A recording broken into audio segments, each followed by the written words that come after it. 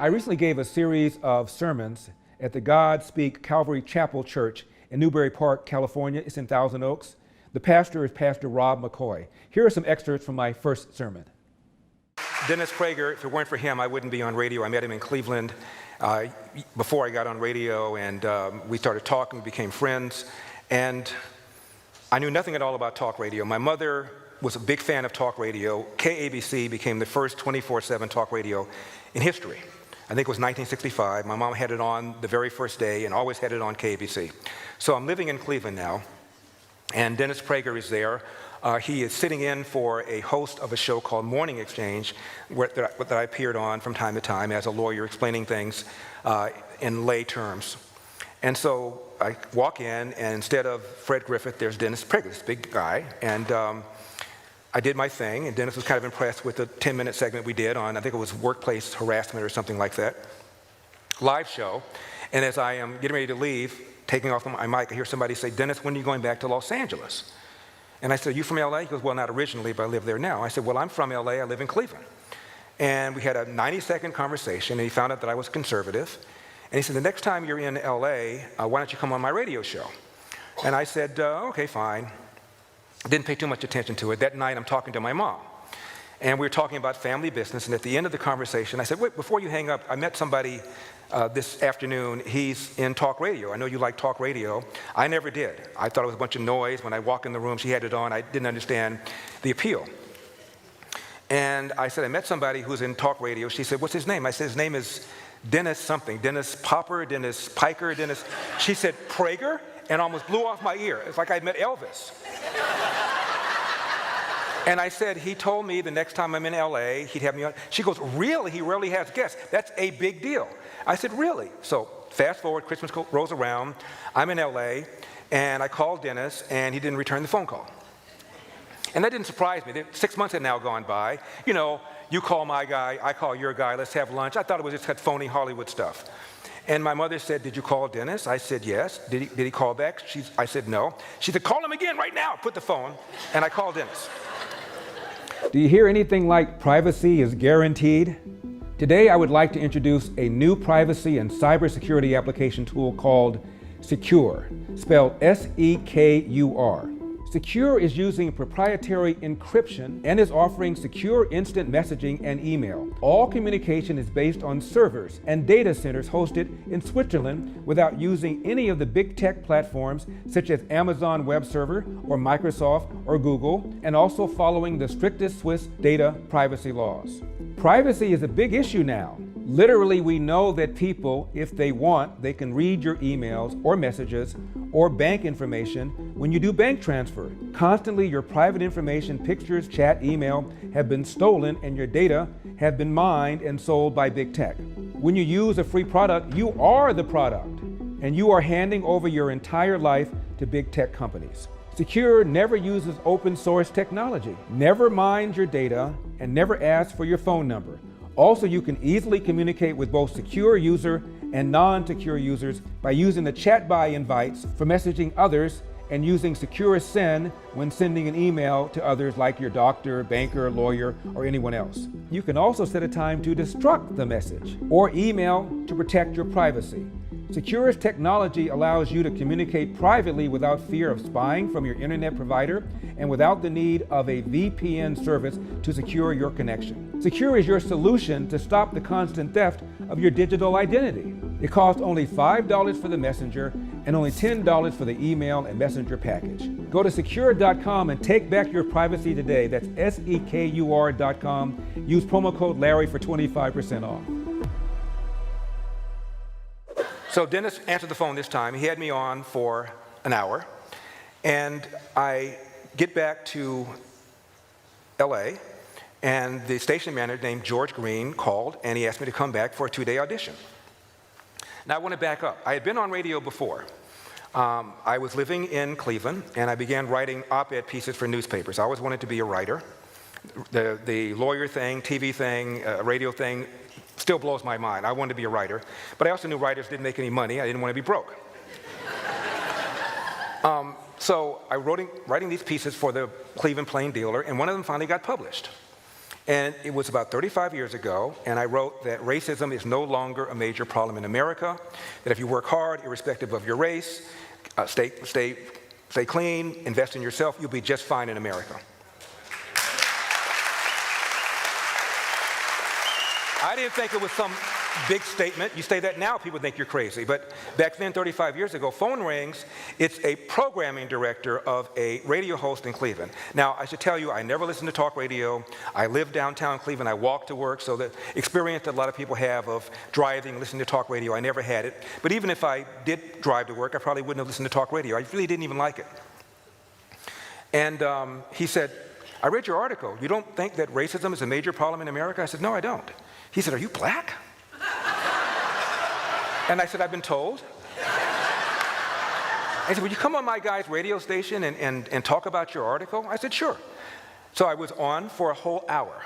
Now that I'm in talk radio, I know how long a period of time that is for somebody who's never been on radio. It is a long time. So you have to be really rocking and rolling.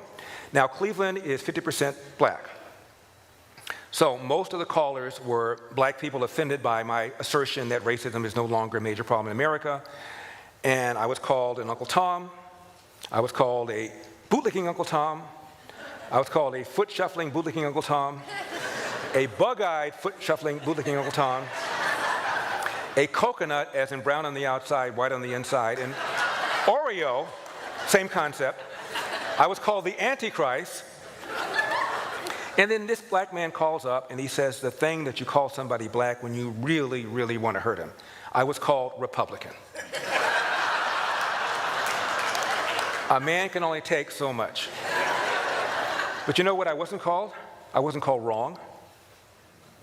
When I said that the number one problem facing the country in general and black America in particular is the absence of fathers in the home, I wasn't called wrong. I said in 1965, when nouveau liberal Lyndon Johnson launched a so-called war on poverty, 25% of black kids enter the world without a father married to the mother. Now that number is almost 70%. We can have a discussion about to what degree slavery and Jim Crow had to do with that 25%, but you cannot tell me that the 70% had anything to do with slavery and Jim Crow. These are public policies that incentivize women to marry the government and allowed men to abandon their financial and moral responsibility.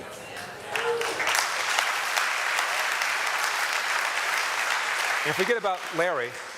Barack Obama once said a kid raised without a father is 5 times more likely to be poor and commit crime, 9 times more likely to drop out of school, and 20 times more likely to end up in jail. I was not called wrong. So I did the whole hour. I get back to my office, phone rings, and it's the station manager. He said, I heard you today. You were on for a whole hour. You were amazing. I said, I was? Oh, my goodness. You have a good speaking voice. You took difficult positions. You defended them without losing your temper or your sense of humor. Have you ever thought about doing talk radio? And I said, no. And he said, I have a guy going on vacation for a week. Will you sit in for him? And I said, no. And he said, why? I said, I don't really like talk radio. He said, what is it that you don't like about it? I said, I don't like yelling at people. I don't like being yelled at. He said, are you married? At the time I was. He said, do me a favor, go home to your wife and talk it over, and then call me tomorrow. Maybe she'll change her mind. I said, I'll do that, but I doubt that I'll change my mind. So I went home to my wife, Cindy, and I told her about this. She said, what do you think about talk radio? I said, I know nothing about it. I mean, I knew who Howard Stern was. I knew who Rush Limbaugh was. Are you yawning?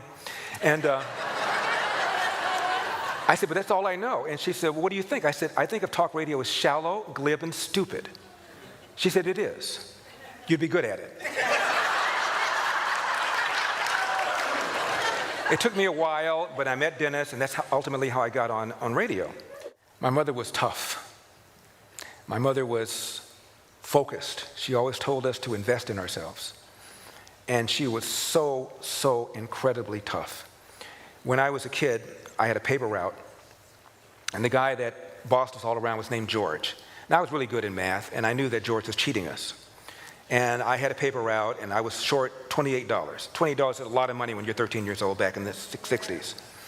And I said, Mom, this guy says he doesn't owe me any money, but I see here he owed me about $28. And she said, get in my hat.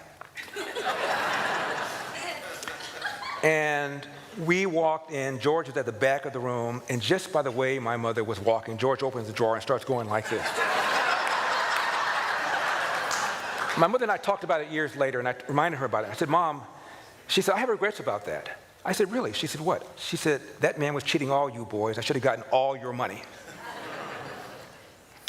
I told my mother once, if she'd gone into politics, she'd have been a senator. If she'd gone into crime, she would have been Jack the Ripper. And my mother told my brothers and me, no one can make you feel inferior without your permission.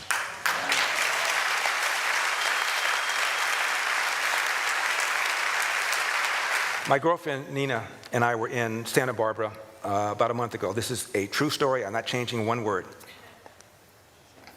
And if you know Santa Barbara, if you know the demographics of Santa Barbara, it's not exactly Wakanda. So I get out of the car, and I hear a deep male voice go, hey, want a banana? Now I'm looking up to assess the situation. I'm not sure what I would have done. And it's a white guy with a van, and the trunk is open, and there's a big bag of bananas. And he's talking to another white guy who's homeless, picking through a garbage can. So I said to the driver, hey, I thought you were talking to me. I was going to accuse you of systemic racism. He starts laughing. I said, I'm still going to accuse you of systemic racism. How come the only guy you offer the banana to is that white guy? The homeless guy is laughing. And I said, I don't even like bananas.